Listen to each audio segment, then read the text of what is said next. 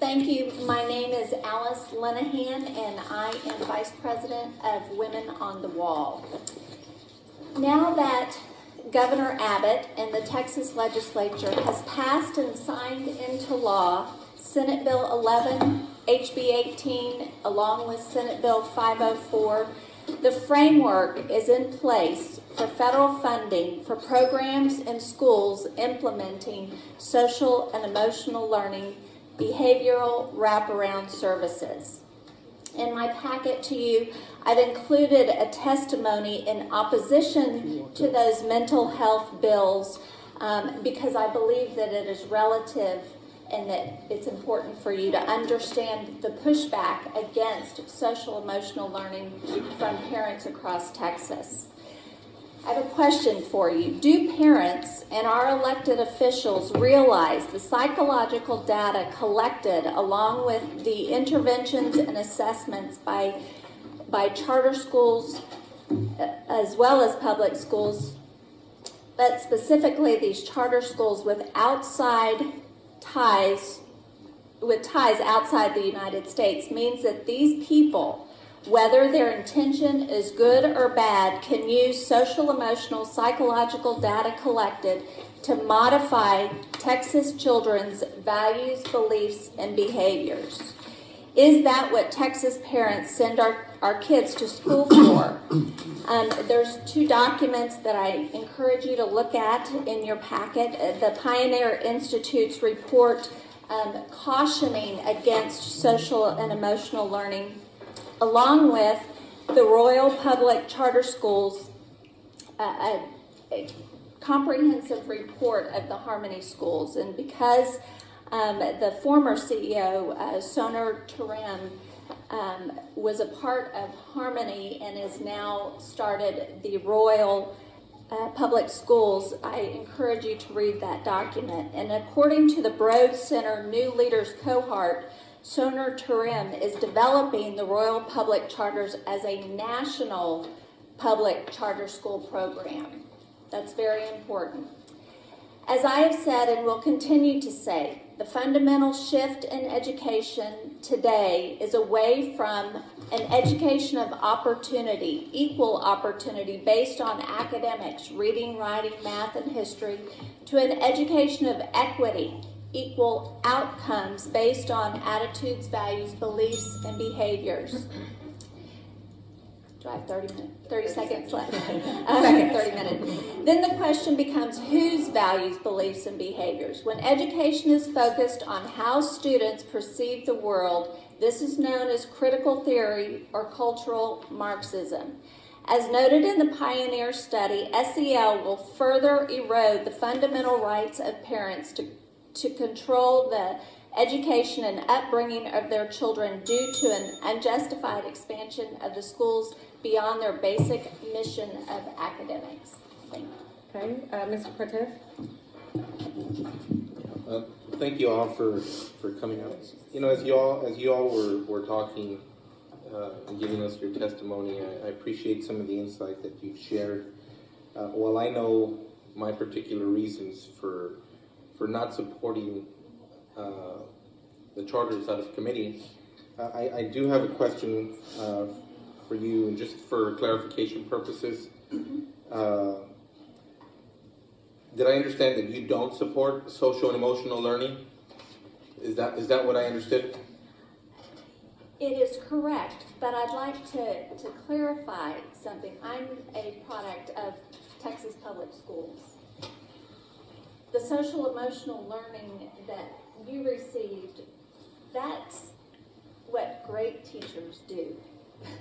That we've always had great teachers who have pushed us, and I would call that social emotional learning. I support our public schools, our traditional public schools with locally elected school boards. I am in opposition to these charters because the difference between a charter school and a traditional public school is that local elected representation. If my child was at Austin ISD and I didn't agree or there was an issue, I could go to that school board. There's people I can go to. If we collapse, which I believe is the goal of all these public-private partnerships and school choice, if we collapse that system, that traditional public school system, we eliminate the ability for me to live in an area where my kids go to school based on our zip code, and I have a locally elected school board that I can work through. So, just, I guess, to try to summarize what you said, and then I have a follow-up real quick. You don't believe that we should be approving any charter, period, right? Correct. Okay.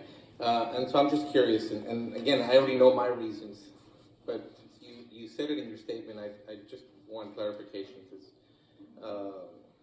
you kind of put it out there for whoever's listening.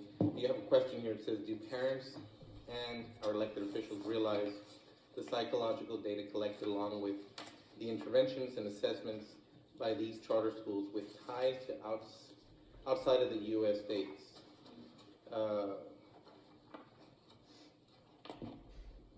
Outside of the United States means these people, whether their intentions are good or bad. What does that mean? What does that mean to you? Well, when we set up our statewide longitudinal database system, that system was in place to collect academic data to make sure that we were not leaving any child behind. With the push for social emotional learning as a program and for assessments to shift to the formative, where it's not summative, end of course, 2 + 2 is 4. When they're formative, that's more of a surveillance. That's more What of a about the part where you monitoring. put these people? What does that mean? When you have outside entities who have access to that psychological data on Texas children, and we know that the FERPA law was gutted in 2012. The law wasn't changed, the rules and regulations were changed to say that our children's private data can be collected without consent in the name of research. That opens the door for any third-party entity to have access to that data, that psychological data. And what we know as well is that Congress passed FEPA, the Foundations for Evidence-Based Policymaking, in 2019, which makes legal the interoperability of all of these agency databases. As a parent, for my child's data to be out there in... Are you referring to the third party as federal government? Well, when there's public-private partnerships, I see a real issue with that. I guess my follow-up to staff would be, to what extent is this information accurate, Debbie or Heather? I'm just curious. I've never heard this. That we can share information with a third party. I'm not. Are any of you aware of this? Is there something I that's... am aware of some of it. I'm not as well versed as our panel seems to be, but I am aware of, certainly I think the data is masked in terms of shared data for research purposes, and that is the extent of what I have read. We'd have to ask Vaughn or Chris, and they're not here. Can I add to that? The other federal law that impacts this is WIOA, the Workforce Innovation and Opportunity Act, which basically binds education under the Department of Labor, Department of Health and Human Services, Department of Defense, and Department of Education. And I can send you these documents for verification and to look into it. I encourage you to. In the WIOA documents, it says that it needs to be drilled down to the individual level. That to me means there is a national database on students from womb to tomb, from pre-K through the workforce. And that data will follow that child for the rest of their lives. To me, that's very concerning, and when there's third-party entities like Royal Charter Harmony, that data is open. In my opinion. And is that true of any ISD currently? Yes, and that's one of the reasons why, and if you look in the testimony against Senate Bill 10, and I'll tell Yeah, you, when you mentioned that, that's what I'm just asking. there's also a letter, I'll email it to you, I didn't print one for everyone, but there was a coalition letter of 130 separate organizations across Texas in opposition to Senate Bill 10 and Senate Bill 11 and all of these wraparound services. And in that letter, cautions about the data collection and the fact that it goes beyond people who are working in a school district that know and care and love that child. When this type of data is out there, we need to, I think it's your responsibility to be. So you're saying it applies to all schools specifically? All right, I think Ms. Perez-Diaz has a Thank you, ma'am. question. I just, Debbie had a. Oh, I'm sorry. I just wanted to caution you that we're going a little far afield Right. from your post. We are, yeah. So let's get back to the charter applications and questions for our testifiers. I'll find a way I promise this will circle back around to what we're speaking about. I just want to state, having worked in child welfare, having understood and seen a lot of children who need support, I think there's it seems like there's a huge misunderstanding about the difference between SEL and social work and mental health supports. When you have mental health support, when you have social work, that's when data is collected. Social emotional learning is very different. There are huge distinctions about that, and I think that it matters in terms of training, and that's a critical piece in any public education institution. So there's that really needs to be stated, because I think that what was just being said is completely inaccurate.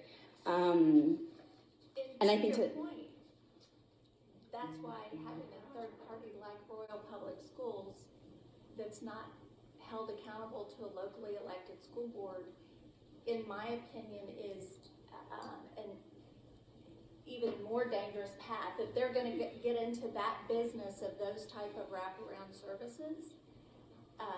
And I think so. What I will say is, any school that's educating a child really needs to understand all of the students that are in their classrooms, and I think that that's a critical piece in terms of when we're talking about how we engage around the community and how we engage with our families.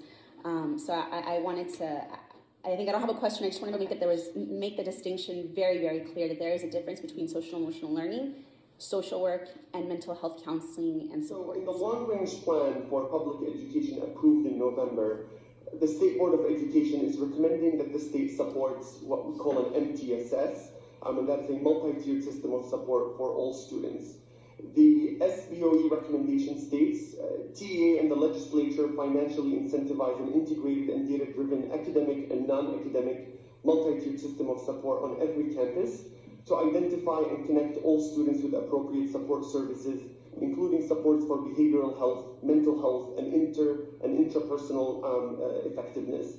The other part of it is that TA and the legislature financially incentivize an integrated workflow management system to enable the identification of students needing support, increase the effectiveness of school counselors, which also aligns with the governor's school safety plan regarding freeing up counselors and adding more resources to counselors, and monitor and evaluate the effectiveness of support services. So there are two parts to this recommendation. The what, which seeks to endorse a framework to support all children comprehensively through the multi-tiered system of support.